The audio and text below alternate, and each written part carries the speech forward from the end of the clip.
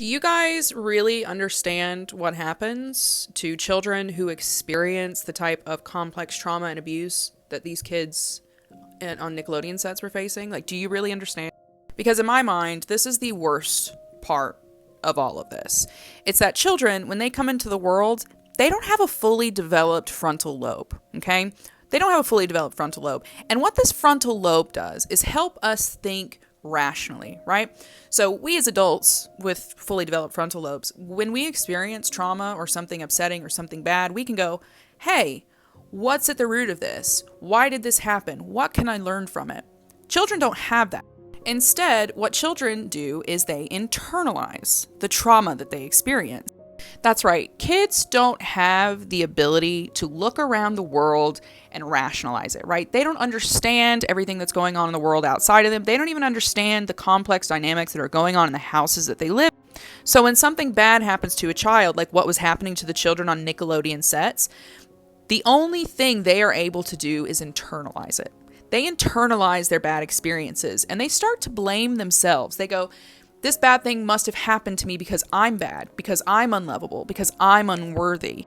And it creates cycles of shame and guilt which perpetuate into their adult life. And this doesn't just happen with trauma.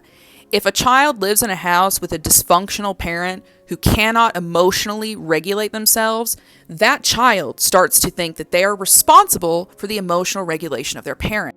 Because children are not able to look out and say, oh, this person is dealing with their own stuff, it's their fault. When a child lives in a home or is on a set where there's trauma, where there's abuse, where there's chaos, the child goes, I don't want to feel this way, I have to fix it. And that sets the pattern for a lifelong sense of responsibility to others. And it's not just in doing for others, it's keeping secrets for others too. To me, that's the worst part of childhood trauma, especially what children go through when predators get a hold of them. These kids don't have the ability to say no. They don't have even a solid sense of self from which to act. When something bad happened to these kids, they went, well, it must be my fault because I'm bad, because I've done something to make this happen. That's how the world works, cause and effect. And that's one of the big things all of us need to remember as we unpack our own trauma and build self-awareness and become better people. You're not responsible for your childhood trauma. But all of us who are waking up now, we have a due diligence to make sure that this doesn't happen again.